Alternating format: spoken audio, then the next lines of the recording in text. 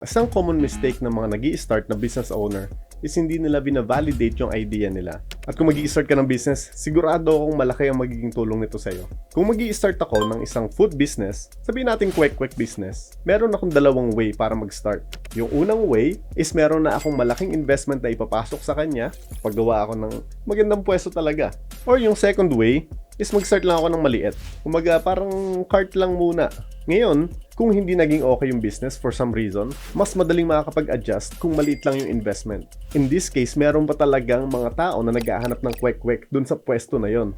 Mag-focus muna tayo kung meron talagang market sa products or services natin. And ito yung malaking mistake, lalong-lalo na rin sa mga e-commerce products. So, kung may plano ka mag-start ng business, make sure na i-validate mo muna yung idea mo. So ikaw, na-try mo na ba mag-validate ng isang business idea? Comment mo naman dyan sa post na to para ma-share mo and makita ng iba.